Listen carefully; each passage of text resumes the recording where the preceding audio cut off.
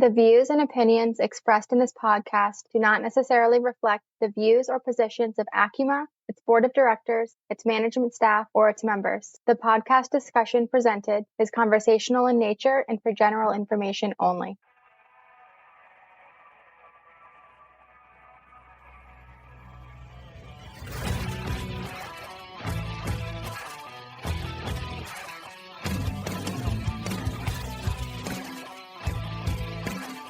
Hello and welcome to ACUMA's On Point Podcast, a series focused on sharing the stories of people who are making a positive impact in the credit union mortgage industry. I'm your host, Peter Benjamin. Today I am joined by Dan Sugg, Chief Mortgage Lending Officer with Michigan First Mortgage. Dan, my friend, how are you doing today? I'm doing fabulous. That is good to hear. Now, Dan, you are a legend in not just the credit union space, but the mortgage industry. Our conversation today is something that I think not just credit unions, but mortgage lenders as a whole need to hear. As always, I'm excited for the conversation. It's one that we've talked about at events. It's one that we've talked about during our policy podcast. I've talked about it several times with our lobbyists. I know that I'm sandbagging, but I have to pause slightly. As always, got to bring the hawk in. Justin, what is the latest and greatest happening over at ACUMA? And by the way, how are you doing today? I'm good, Peter. How are you? Living the dream. See, I'm telling you, that's what I like to hear. Man, so over here at ACUMA, we're not busy. It's the middle of spring. I mean, we're just kind of enjoying the flowers and the trees. No, I'm kidding. We just got back from Savannah, which was, that was amazing. That was absolutely stunning. That city has so much charm. The speakers, the sessions, they were absolutely fantastic. The networking was amazing. There was so much sharing and collaboration. I know you love the workshops, but for me, like that, the roundtable, those are always really exciting to see, and just getting to see everybody share. So how about that rock, paper, scissors contest? That was new. That was different. If you were not there, you definitely missed a hoot. If you what did I miss? That sounds amazing. Since it's down south, we got to speak in that vernacular. It was a hoot. Yeah, nice. A hoot. A hoot. Oh, Come on, I am from the south. I can pull those southern roots out somewhere. Bless your heart, Justin. Bless your heart. There we go. Bless your heart. I like it. Dan's throwing me off here. All right. Our next in-person event is just happening in a few weeks. We're going to have our second focal point workshop of the year. It's going to be in Seattle. It's going on June 3rd and 4th. There is still plenty of time to register. So if you missed the rock, paper, scissors tournament, and if you missed the amazing sessions, don't miss this one. It's going to be fantastic. There might even be another rock, paper, scissors tournament. It's on the agenda. Just saying. That's right. There is. If you are able to come, if you're a credit union or CUSO, we have a volume discount. So groups of 2 or more can actually get $200 off of each registration. So that's a little bit of a shameless plug to help get you there. And then lastly, our Make Your Mark annual conference. That's the last in-person event of the year. It's going to round us out. That's happening September 21st to the 24th in Denver. Super excited. If you haven't seen yet, we have a lot of big stuff planned. So check out the agenda. We have the first time ever ACUMA is throwing, not only are we going to have our reception, but we're going to have an after party as well. So the after party is going to start before the entire event pretty much, but it's okay. It's not really an after party, but it's an after party for Sunday. Yeah, exactly. It's a continuation. We need to think of like a different name for the after party, since it's like day one. But yeah, okay. And it can't be pre-gaming, right? I have no problem calling it a pre-game party. Okay. Yeah, something. If it's like literally on day one, it's not an after party. No, not really. The after party is supposed to take after the party, right? No, something like that. I think that's the way it goes. But we're going in reverse order. We're gonna have such an amazing time there. So don't miss it. Registration is open. Head over to the ACUMA site for more information. And again, we have the volume discount. So if you're registering a group of 3 or more in your credit union or CUSO, you can get $200 off of each registration as well. And then outside of our in-person events, if you're looking for additional networking and educational opportunities, we have our Young Professional Network. Their quarterly meeting is happening next week on May 22nd. So head over to the website and register. We have the Underwriting Network quarterly meeting happening on June 10th. So there's still a little bit of time there. And then our webinar series, the Fast Tracks and Inside Tracks, are happening year round. Our next one's coming up tomorrow. So you have plenty of time still to register for that. And then lastly, our infamous On Point podcast. It helps keep the fun and learning going all year long. Okay, awesome. Needless to say, we are quite busy. Yeah, that's why it was sort of a joke in the beginning, but you didn't kind of latch on to the flowers and trees. I was trying to go hippie, but you didn't kind of join me. Sorry, I was daydreaming for a second. What about Savannah still? I know. That's okay. No, it's all right. I just kind of dozed off. Anyways, all right. Thank you very much. My pleasure. All right, Dan. Yes, sir. All right, here we go. All right, so like I said, excited for this conversation. But before we dive in, I always ask the same question first, and I always end with the same question last. And so here we go. First question, as always, I have to preface it like I always do. The ACUMA's On Point podcast, it's a people piece. The idea is we want to learn more about the people who make a positive impact in our industry. You are one of those people. You are highly regarded as a thought leader. You are highly regarded not just in that credit union space, but the mortgage industry. I mean, there's a reason why you are on, MBA's ResBog. I mean, there's a reason why you sit on, panels throughout our events, throughout MBA's events. People look to you for guidance, to be that beacon. But the big question is, and this is why this is always the first question we ask, who is Dan Sugg? People want to know. I think that's why we want to dive into this as ACUMA's On Point podcast, is because we want to peel back that layer, because all too often we listen to these podcasts and we always focus on leadership. We always focus on, what are your thoughts on the economy? Blah, blah, blah, blah, blah. What are your thoughts on the mortgage market? What's your thoughts on this regulatory issues? But we never actually focus on who we are as a human being, right? And so that's why the ACUMA's On Point podcast was established, to figure out what makes us tick. And so here we go. What makes Dan Sugg tick? Who is Dan Sugg? First question out, who is Dan Sugg?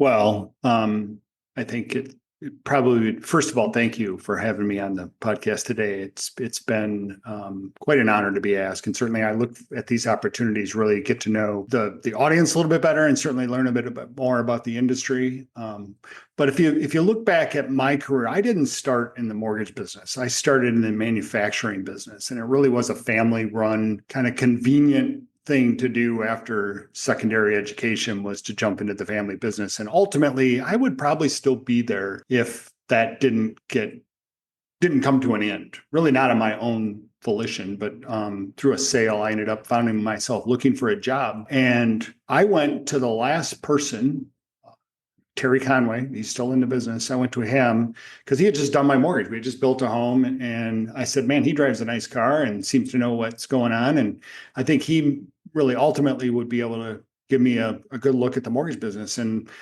almost 31 years later, here I am. I started as a loan officer here in Michigan. Like a lot of people, got a box of cards and a finger pointed in that direction saying, hey, you need to go call on that territory and find some loans. And really a week's worth of training and you're out making it happen. And I found very early on that, in the 90s, if you will, that the bar for education in our industry was pretty low.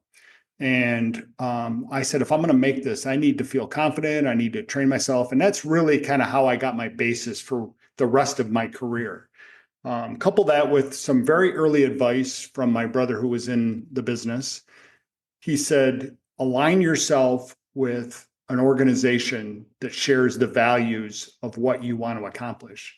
And it was pretty early that I joined Michigan Mortgage Lenders Association. It was called something different back then, and I started to network with people like yourself, Peter, like Justin, people in the industry that had knowledge of different ways outside of what I was currently accustomed to in my job of doing this business.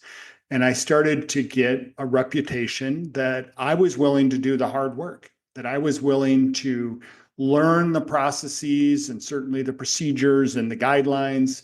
And before you know it, like any good organization, you're really good at this. Let's promote you to a leader. And I became an assistant manager. I became a manager. I became a regional and just started working my way up. And at some point, I felt like that was a higher calling for me than slinging loans every day. And make no mistake, I took great pride in being a top LO in this country.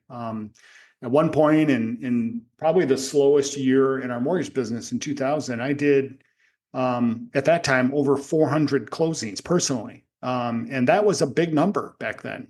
And then the average loan amount obviously was probably $80,000. It was the year 2000, and it was mostly purchased, but it was hustling to get there. And I take great pride in that. Made sales trips every year, and I felt like that was the pinnacle of my success. But then I realized I can help other people grow. And given that I spent 10 years in manufacturing before I got in this business, I tended to be older than most people around me. So I started mentoring salespeople, grew areas, and then I took an opportunity to join a bank. And I took a job with LaSalle Bank to be a regional manager in Michigan and helped grow that to well over $1 billion in origination every year. And as you can say, the rest is kind of history. And I followed, very briefly, we'll go into the story here. I followed the pattern of our business. Banking was really the biggest, largest share of the business in the early 2000s. Then you get past the financial meltdown of 2008, 2009, and then it started to shift to independent mortgage banks. And I felt that if I was going to continue to grow in my acumen in the mortgage business, I needed to align myself in that area of the business. Banks were kind of pulling back. And so I spent about 8.5 years on the independent mortgage bank side, helping grow 3 different companies across this nation and opened branches in, I think at the last count, I think it was 28 states. I've been part of going in and building branch networks for privately held independent mortgage banks across this country. And Peter, that's how you and I passed. I was actually running, or became to pass, our paths crossed. I was running a company in Horsham, Pennsylvania. And I went to the New Jersey Lenders Association. You were looking for an opportunity, I believe. And we talked there and got to meet you with our CMB designations and understand what it is that you did and built that network. And I have those all across this nation. And I think that's where mostly, my reputation in this industry comes from, is the network that I have been able to build throughout the country. There isn't really a state that I don't know somebody in. I had a call with Alan Fowler yesterday, and Alan's in New Mexico, and I know like 3 people now in New Mexico. And I was like, I've never even been to New Mexico. And certainly you spent the entire population of New Mexico.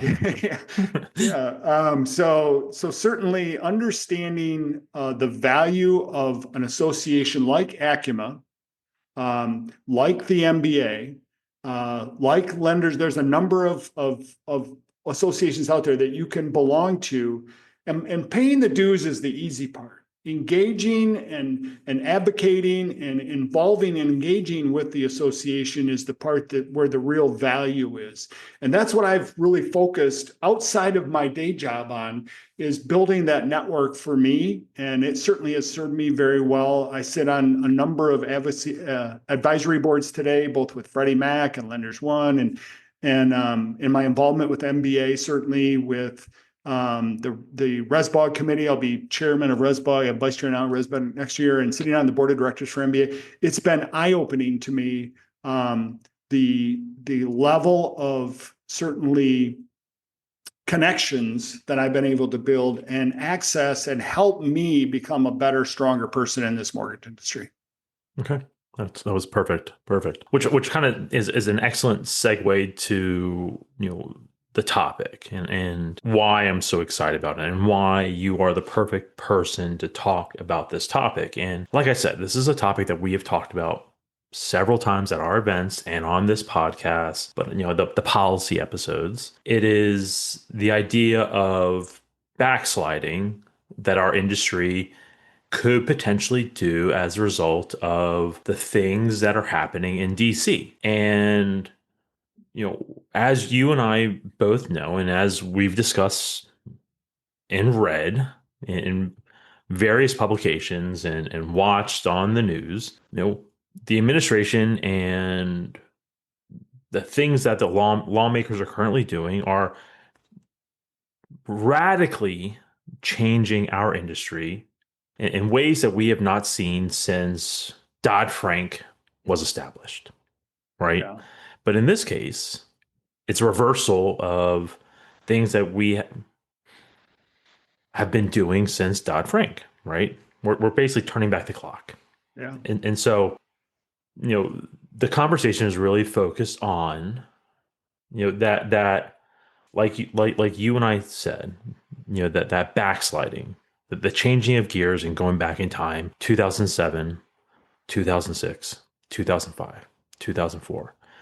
Do we go back to that time of, heaven forbid, alt A and subprime lending and no doc, that 620.95 no doc, and all of a sudden everyone, if you have a breath, a heartbeat, and just a name, you can get a loan. I mean, are we doing this? But I know you have some thoughts on this, and I want to hear from you, and I know our listeners want to hear from you on this. But things that are happening at HUD, CFPB, the GSEs. I mean, what I think at this point in time, here we are, mid to early to mid May. It was about 3 weeks ago. I mean, what the CFPB laid off 1,200 staff members? Yeah, last week, certainly, and so first of all, let me preface this a little bit. This is all Dan. Yeah, this is no all one Dan. else. Yeah, all I'm Dan. not speaking on behalf of anyone, but this old guy sitting in the seat. And my fear isn't so much Alt-A. I mean, that's certainly, we know the mistakes there, but I equate it to, dismantling the state police in your respective state. And while the speed limit signs are still up, we know there's nobody on the road to enforce them, or at least we perceptually think that based on what we're reading and seeing. And that propensity in an entrepreneurial driven business like mortgage has people start pushing the envelope and starting to think, well, gosh, maybe we can make sense of this and convince our legal team that we can push the very limits of those guidelines that have kept our mortgage business safe for the years. And that's where my fear lies, is that in the desperation of our current economic situation in mortgage, let's face it, we're still toiling to make a buck in this business. We have certainly in the credit union industry, we've weathered the storm without laying a lot of people off like an independent mortgage bank has done. And, I think that would have been even more prudent, but given our culture on our side, we've kept a lot of the expense. I can speak for Michigan First there. So we're fighting every day just to continue to be profitable. And that tends to have you make different decisions than you've made in the past. Well, if you do that now without the threat of, or certainly the perception of a threat of, well, nobody's kind of looking, you're willing to say, well, maybe we can do that. Maybe we can go just a little bit farther on that DTI or a little higher on that OTV, or maybe we can put that risk on our books. And if you think about some of the organizations that we have today that are, like I said, entrepreneurial in spirit, that can get away from you really fast. And I've seen not a direct example of that, but I have certainly seen decisions start to be made out of frustration, out of necessity, and even worse, out of desperation. And those are the times that you start to I get really concerned about, boy, as an industry, are we moving that pendulum way too far on the other side? This for me is not a political conversation so much as it is an ethical conversation about how we say at Michigan First, I say at Michigan First that home ownership is a privilege, not a right. And it doesn't mean that you can't earn the right, that you can't get there. And it's not just for the privileged, but it is something to behold because it is a 30-year commitment. Like I always say to our new hires, it's a marriage. You are literally getting into a marriage and making promises that you have to keep. And if you don't, bad things happen. And making that ultimately so easy that anybody can get into that commitment is not going to have good results. And if you think of all the risk factors that have raised, I mean, I know that I'm enjoying a much greater value in my home today than I did even just 4 or 5 years ago. And in some cases, I'll use my son as an example. My oldest son bought a home in 2017, and he thought he was in a bidding war then, and he ended up paying $190,000 for this ranch. And I thought, God, he paid a lot of money for that. That thing today Zillow's for like $380,000. And he thinks he's won the lottery. And I'm like, holy moly, it's literally 7 years and it's doubled in value in little old Livonia, Michigan. So if you think about that, people getting in at 380 today and being max LTV, max DTI, and getting $25,000 of free money and really pushing the envelope right to the edge, it spells disaster if we lose value again. And that's what keeps me up a lot at night. Not so much for our organization, obviously, because we're a little bit more conservative, but for organizations that are hanging on, trying to pay the light bill every day, it's not going to take much for a couple of those to just cash out a few of these organizations. And there's a lot of that, I think, perceptually changing today. Right. And I think you started going down a path that made me, recall something I used to say to, my team, just 3 short years ago, was that saying yes to a potentially risky borrower has the potential to jeopardize the entire credit union. Yeah. And we have a fiduciary responsibility to protect the entire financial institution. And just because, yes, the loan officer is going to push for every single loan. They're the advocate for the member in every single loan. But they also have a fiduciary responsibility for the credit union. And I agree with you that there is a concern that, with all the changes that are happening, HUD, FHFA, the things that they're pushing down on the GSEs, the CFPB, NCUA. I mean, you name it, we can go down this list. At some point in time, we have to be concerned that we have to maintain that. We have to be concerned that the people who are regulating us are not going to be sufficiently staffed to monitor us. And you're going to have some bad actors that are just going to take advantage of that and just do whatever they want. Yeah. And I'm not saying credit unions, but if you look at the full spectrum of our industry, banks, credit unions, IMBs, brokers, someone's going to take advantage of it, hands down. It's just natural. Someone's going to find a loophole and exploit it. Just people are naturally going to try to find, the shortest line to that finish line. Yeah, it's been, this commodity has been monetized, certainly, and it is.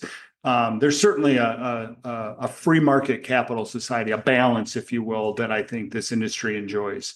And when that does get out of balance, it is troublesome. You reminded me a little bit, kind of about the different analogies that we use in this business. And if you think about what decision we're making when we put somebody in a home, we had a recent. Obviously, in the last 2 weeks, we've had very large swings, both in the stock market and in the bond market. And I happened to be at a conference. I was actually at MBA, attending a peer group review when we were having those huge swings in the stock market. The administration was announcing tariffs and then not tariffs and then back, and there was a lot going on. And I think on that Friday, we called it the 45-minute refi boom, where the bond market just dove, rates went down with it. And then there was about a 325 basis point swing in the 30-year Fannie Mae coupon. And we had members pre-approved in the morning that were denied in the afternoon based on their rate moving enough index. And that tells me that we are primarily approving first-time homebuyers at the max DTI.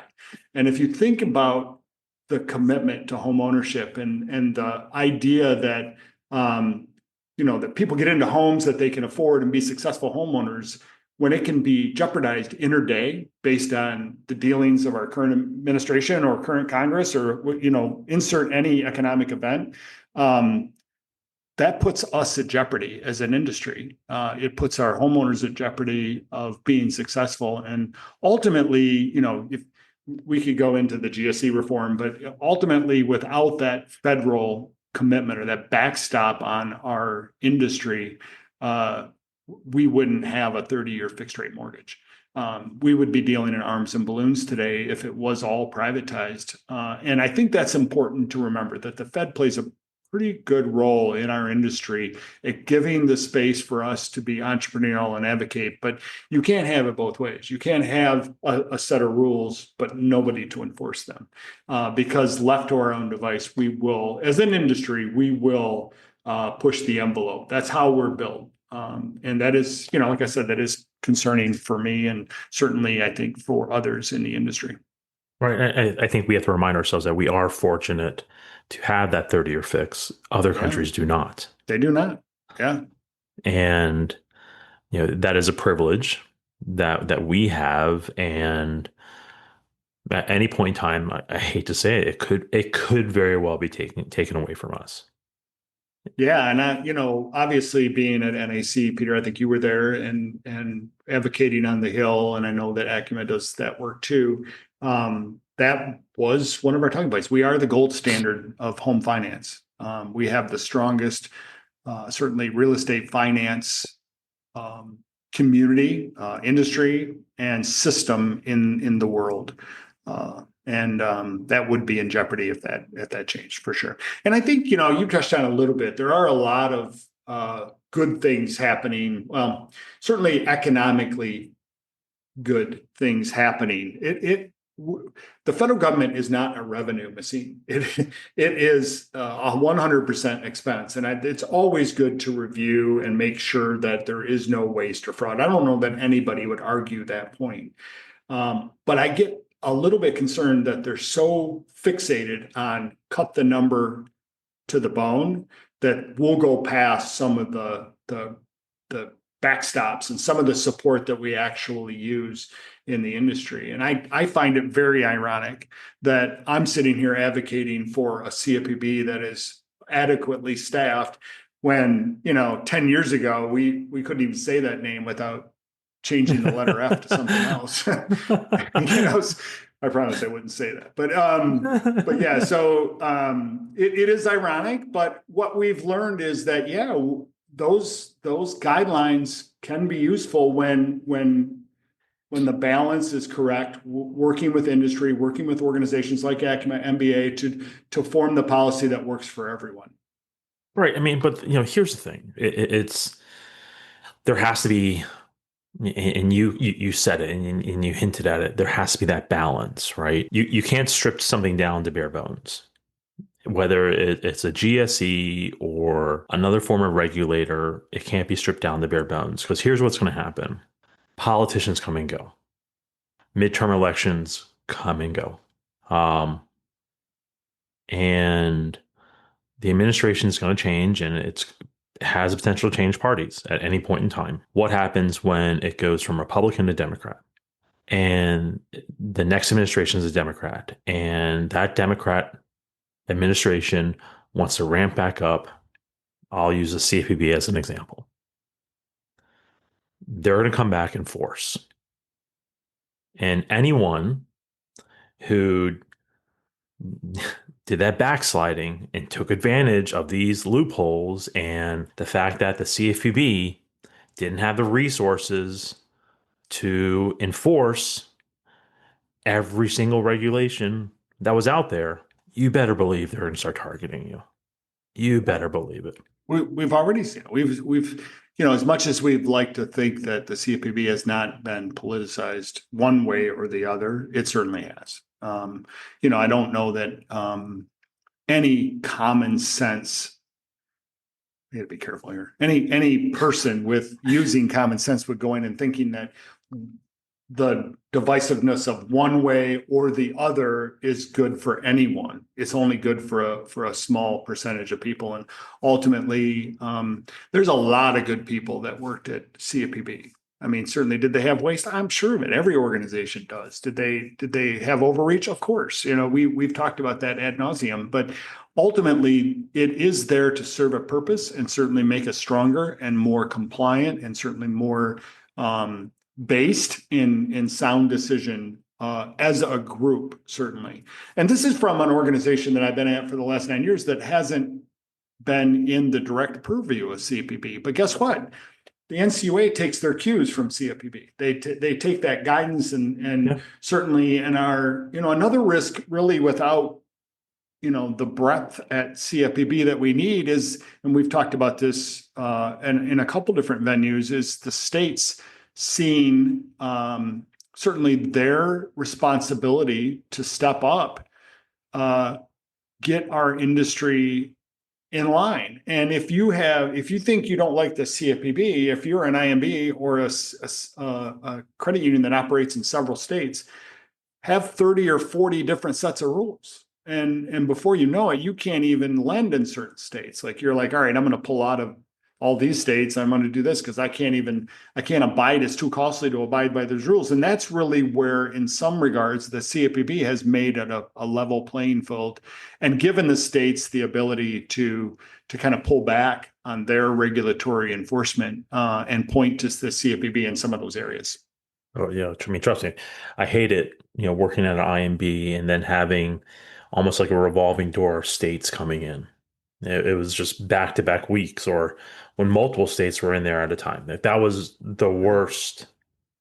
The worst. Yeah, you had to set aside a conference room just for the auditors. Like there was always somebody in there. Yeah. Always, 100%. It was just a revolving door, and giving them a laptop just for them to use. It was horrible. Anyways. Yeah. So I'm honestly amazed right now because when you were just talking about a revolving door of states, I was like, man, that's a really weird way of referring to a state. I didn't realize you were referring to people. So a little moment for me. Yeah, there you go, Justin. Talking about auditors. Yeah, auditors from states. Yes. There you go, Justin.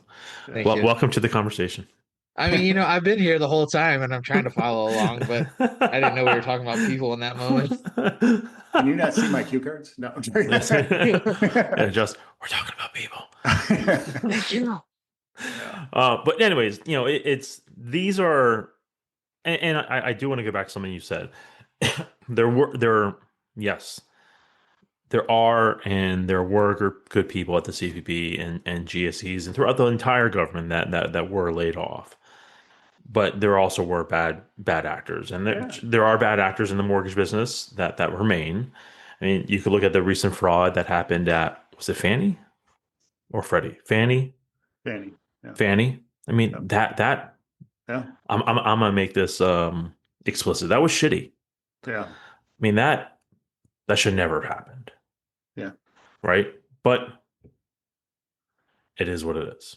Yeah, I mean it's inherent, and I'm Peter. This topic, I liken this very high altitude thought process to almost like idea making. Do I think the industry is headed on the wrong trajectory? No, I do not. I think that there are a majority of good, compliant companies that lead the knowledge here. But to your example at the start of the call around where our industry went really fast is it became super monetized, and it got easy, and it was without really oversight. Because my first boss told me when I got in this business, and he said to me, he's like, Dan, I'm going to tell you right now, as long as the number's big enough, nothing else matters. And ultimately, when those decisions start getting made and nobody's there to say, oh yeah, but wait, you need to check these boxes before you do that. It will not take long for our industry to get on the wrong side of that. So I think it's very relevant for us to talk about these things. And I'm not here today to say the sky is falling. I'm here to say that, hey, we got to pay attention as an industry, and we got to work with whatever regulators that are left, and advocate for support and certainly our finance system in this industry, and make sure that we're working together and fighting against that every single day. Because it won't be long if we don't, before somebody's knocking on my door saying, hey, you can sell us loans with these characteristics. And I'll be like, you got to be kidding me. Yeah, you don't even need a pay stub. You don't need an appraisal. You just need to do this. And pretty soon we're all just doing these mods, and we're putting people into things that we don't even realize is happening. I think that's well said. And I just want to add one point to that. Keep doing the right thing.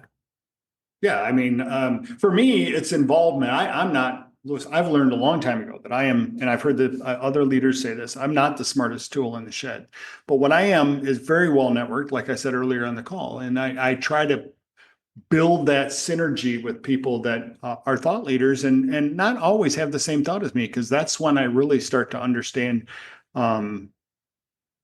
this business. And it is when we do our visits to NAC, the National Advocacy Conference, or if you go with ACUMA to do a Hill Day, or if you go to your local state and do those, you will understand very quickly that this business is complex and that nobody understands it. And the more you can be an advocate for that and understand that you're better, the better off we are. There are some very bright people that run companies today that are very much motivated on the financial piece of our business. And as I used to say about a boss of mine one time, he never let the facts get in the way of a good story. So you have to make sure that you stick to the facts and understand where our industry is today. Okay, perfect. Well, Dan, we need to start transitioning. But before we do, like I said, I always start with the first question and always end first same question and always end with the same last question. What keeps you going? What motivates you? Like everyone else, one foot out of bed. And so, Dan, what keeps you going? Well, it's probably a different answer, both personally and professionally. So I'll go professionally for me. I feel like I've accomplished just about everything I set out to do in my professional career. So today, for me, it's the give back piece. And I know that sounds really corny, but I spend a lot of time and energy mentoring, doing things for other people to continue to grow and lower the age in our industry. We've spent now 2.5 years, and somewhere around, in man hours or team member hours, probably north of $500,000 or $600,000, building our own university here at Michigan First. And kudos to our team for all that work. But for me, that's legacy. That's trying to train the next generation to do it a credit union way. And it is different, and I'm not saying that to be an elitist or say it's better. I've worked in every area of this business, big banks, small banks, independents, and now the last 9 years in the credit union space. And I will tell you that I think credit union mortgage really answers all the check marks for me and what home ownership means. We engage with our member, we educate our member, we make sure that we provide the best product, the most affordable rate, in our opinion, certainly on what we can execute on, and give them the access to the tools they need to be successful homeowners. And I think that's what the credit union does every single day in every aspect of their business. And if you shoehorn mortgage into that, I believe it is, for me, given that I've worked in every area, probably the best connection to what is best for our members. And I'm not, like I said, I'm not saying that because I don't think there are good independent mortgage banks or banks out there. I'm just telling you that lived in this and seeing, being part of ACUMA, working with other credit unions, it is a real dovetail between what credit union culture is, what drives us, our mission, our statement every day, and how mortgage can fit into that. And sometimes that means we don't grow as fast as independent mortgage banks, but we grow consistently every single year. And that's what I'm proud to do today. And that give back really for me is what I'm after today. Okay. Love it. Love it. Well, Dan, it's time for us to transition to our second segment. And again, this is in our second segment. This is where we, play Jeopardy. Sometimes we do fun facts. But today we're going to do the most requested segment of dad jokes. And so prior to our recording, I asked that you come prepared with 2 to 3 dad jokes. Just looking at the time, let's go ahead and do 2 dad jokes each. So what we're going to do is I'm going to have you say 2 dad jokes. I'm going to have Justin do 2 dad jokes. And then I will wrap up with 2 dad jokes. And then we'll just end the podcast and call it a day. Sound good? Perfect. Sounds great. All right. After you, sir. All right. So I'm going to do one mortgage themed one, and then I'll do one maybe less mortgage themed. So the first one I'm going to get you with is who do you call, or what do you call someone who mails mortgage statements? What? Post Malone. You're welcome.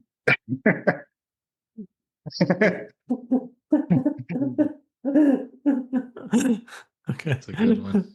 You just want to stop now, or you keep going? Okay. All right. All right. And then let's see. Let me pick another good one for you. Okay. What did the lunchbox say to the refrigerator? What? Chill out. Yeah, don't hate me because I'm a little cooler.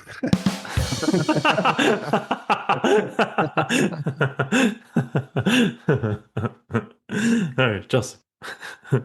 How do flat earthers travel? How? On a plane. Oh God, that one's deep. I enjoyed that one. Okay, and then why can't dinosaurs clap their hands? Why? Because they're extinct. Wait, first of all, I already did that one. I don't think so. I should have known that one. I should know that. I should know that one. I should have known that one. Oh, damn it. All right, that was a good one. I love that one. Thank you. All right. A caveman and a bear walk into a bar. Bartender says, "Okay, what's your story?" Caveman replies, "Bear with me."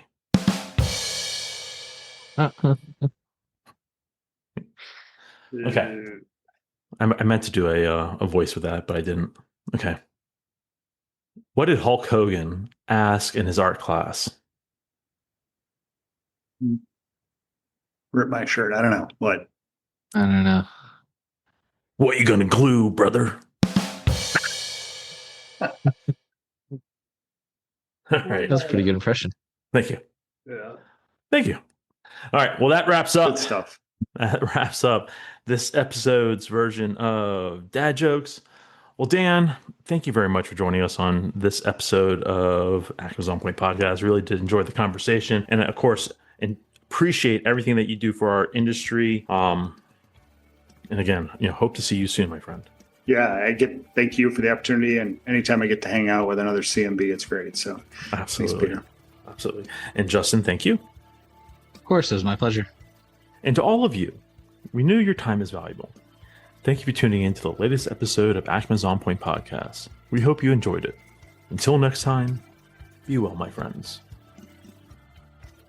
Thanks for listening. We'll see you next time at the ACUMA On Point Podcast. If not already, be sure to subscribe and give us a 5-star rating. For more great episodes and information, be sure to visit us online at acuma.org. And to get the latest updates, head over to our LinkedIn page.